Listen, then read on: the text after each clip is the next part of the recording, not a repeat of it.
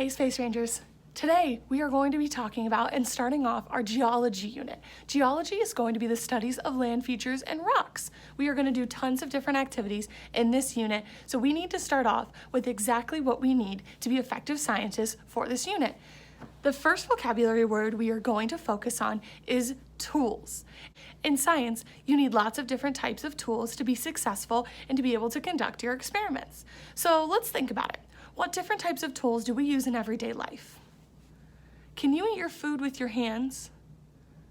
Sometimes you can if it's pizza or a bagel, but what do we need for, say, a plate of spaghetti? We don't want to be getting all our hands in there. I mean, we do want to do that, but we shouldn't. Good. Silverware, forks, knives, spoons, those are tools you use in your everyday life. But when conducting a science experiment, you could use tools like a thermometer, a tape measure, a graduated cylinder, even a writing utensil. All of these things are effective tools to help you be effective scientists. It's hard to be a scientist without having the tools that you need in life. So we are going to talk about in this unit different types of land features in Arizona and in the world around us. So we need to start with a map. A map is a very effective tool that is used in everyday life. You need a map to get from your house to the grocery store, maybe not every time, but the first time. You need a map to go on a road trip. You need a map when you go into a theme park. You need a map when you go on vacation. All of these things. A map is a very effective tool. So we are going to talk about what makes an effective map and the things that you need in an activity we are going to do as a class as we make our own theme park maps. We're going to learn exactly what we need to make a successful map of a theme park that either we've been to or a theme park that you want to make up. So we're going to move over there and learn what an effective map needs to be a helpful tool. Now we're going to talk about maps and how they're a tool that can help us identify land features of any given area. This is a map of Arizona. Very good. Arizona is where most of us live, at least the students in my class live in Arizona. There are 3 different parts of a map that we want to focus on and see every time that you see a map. The first one is this symbol up in the corner here. This is called a compass. See it? Compass. A compass. This is going to tell us if your map is facing the correct direction. If you're looking at a map upside down, you're going to get really lost and it's going to be worthless. It's not going to be a very useful tool. So now, the second thing that I want you to pay attention to on any map is this. This box right here is called our legend. It's kind of hard to see, so I will read it. It says it's Arizona. It gives us the names of major cities. So Flagstaff, Phoenix, Tempe. It gives us what these mean. So these lines running through it can mean nothing unless they're labeled. We have red lines and black lines and blue lines, and I don't know what those are. Maybe they're roads, maybe they're rivers, maybe they're hiking trails. I have no idea. But when I look at the legend, on a map, it gives me what the symbols mean. So this tells me the red lines with the numbers on them are major highways in Arizona. Here's the 17, the 10, the 40, the 8, all of these run through the map in red lines. And I know that they're highways because this legend says that the red lines are highways. Next, it says that the black lines running through is actually a railroad. So you see major black lines running through Flagstaff, a major black line running down through Phoenix and into Tucson. You see that those are all railroads because my legend says they are. And the blue lines, of course, are rivers that surround us. We have Lake Mead and this river. We have the Grand Canyon up here that has the Colorado River running through it. It also, you'll see on a map, has major destinations. So you have the Grand Canyon, you have Phoenix, and Phoenix is labeled with a star. Stars usually symbolize on a map the capital of a state. The capital of Arizona is Phoenix, so it has a star on it, so that if somebody was traveling to Arizona, they see that the capital is Phoenix, and that is where they would want to go. And you see all the surrounding cities, you see all these major cities here, but any effective map is going to have 3 things. It's going to have a compass. This is going to show us that we have the map pointing up in the correct direction. The next thing is going to be a legend that tells us exactly what we're looking at and what everything on this map means.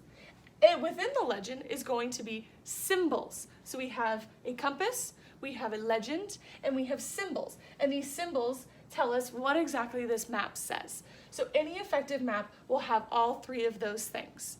So when we do our make your own map, you are going to need all three of those things: a compass, a legend, and symbols to tell me what the map says. And it's not just maps of Arizona, it's maps of theme parks too. Let's check out one of those so we can see how effective a map is. This is a map of my favorite place in the entire world. This is Disneyland in California.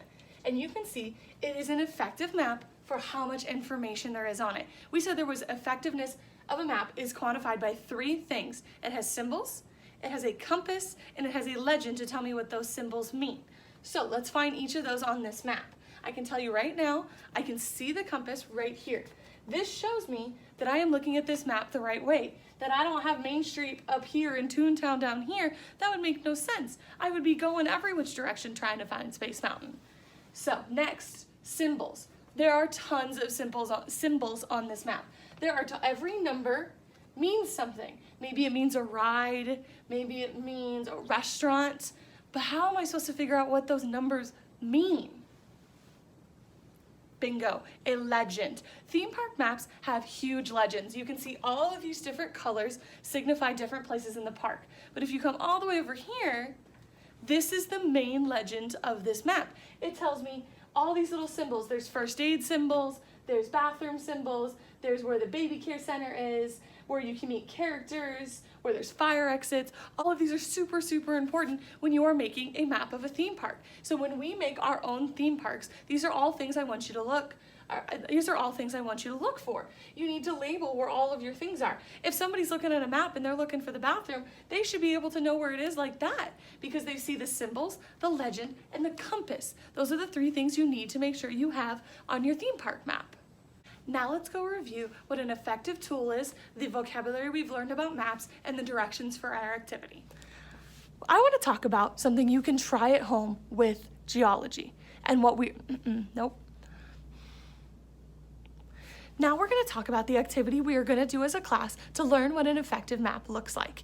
You are going to be making your own theme park map. You can either make it up, you can recreate a map of a theme park you've been to, maybe a water park, it can be a roller coaster park, it could be anything you want it to be, but you need to make sure it has those three main things. It needs to have a legend, so you need to tell me, what am I looking at? What is the name of your theme park?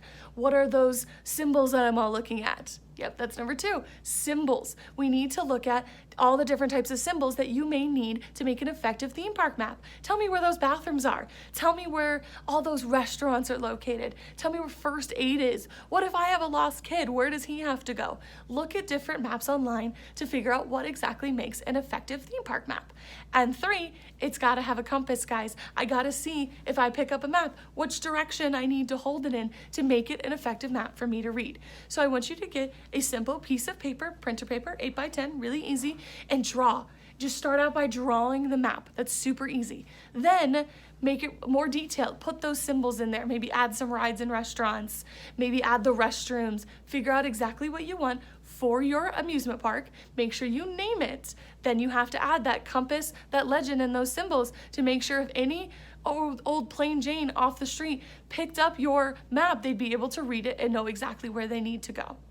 So let's get started and let's go try this at home. Let's review. So we have learned 4 things today that I want to review with us. A map is an effective what? Tool. Good. What are different types of tools that we use in science or maybe in everyday life?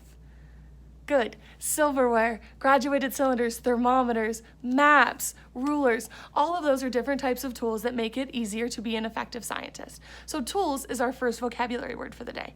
Then we went over there and we looked at a map, and a map had 3 different components that we need to make an effective map.